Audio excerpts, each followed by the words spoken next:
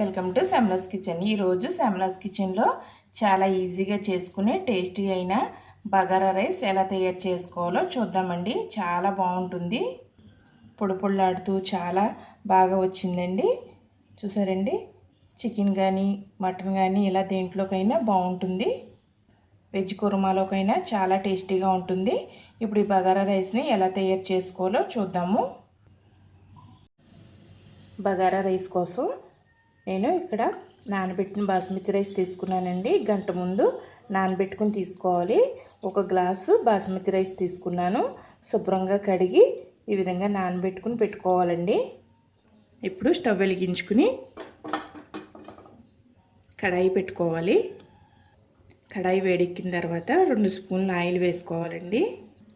అలాగే 2 స్పూన్లు నెయ్యి కూడా వేసుకోవాలి. నెయ్యి వేసుకోవడం వల్ల కమ్మగా ఉంటుందండి బగారా రైస్ అన్నది. నెయ్యి అంతా కరిగి వేడెక్కిన తర్వాత ఇలా చీరికల్లా కట్ చేసుకున్న ఉల్లిపాయ ముక్కలు వేసుకోవాలి.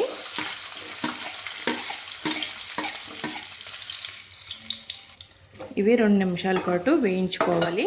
ఉల్లిపాయ ముక్కలు ఈ విధంగా 2 నిమిషాలు వేగిన తర్వాత స్పైసెస్ అన్నీ వేసుకోవాలండి.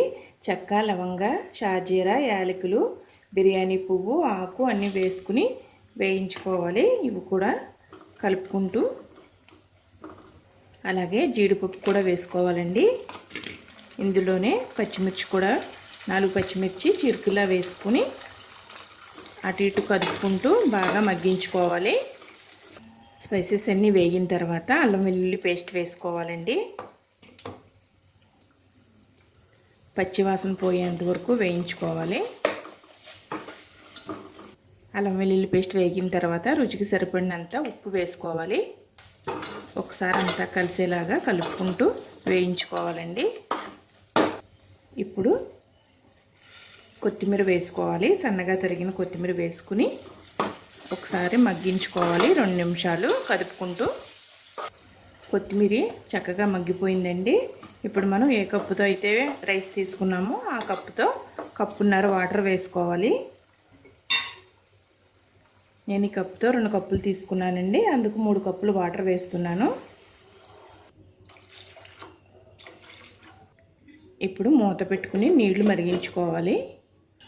ఈ విధంగా నీళ్లు మరిగిన తర్వాత ముందుగా నానబెట్టుకున్న రైస్ని నీళ్ళన్నీ వంపేసుకుని మనం రైస్ వేసేసుకోవాలండి. ఇప్పుడు ఒకసారి అంతా కలిసేలాగా కలుపుకోవాలండి.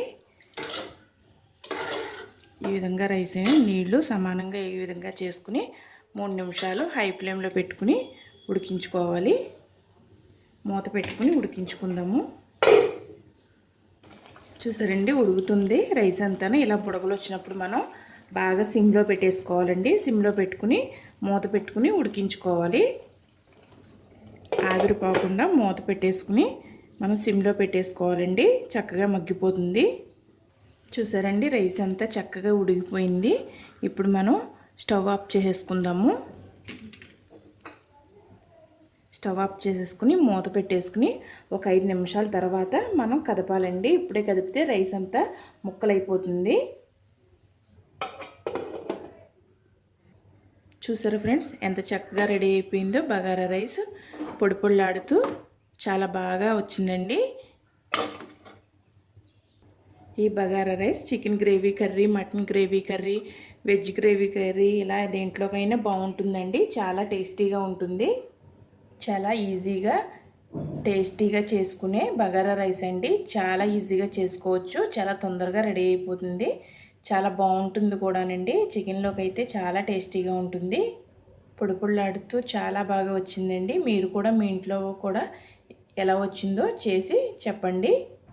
ఫ్రెండ్స్, ఈ వీడియో కనుక మీకు నచ్చినట్లయితే please subscribe my channel. Share చేయండి, లైక్ చేయండి. మీ సలహాలను కమెంట్స్ ద్వారా తెలియచేయండి. Thank you for watching.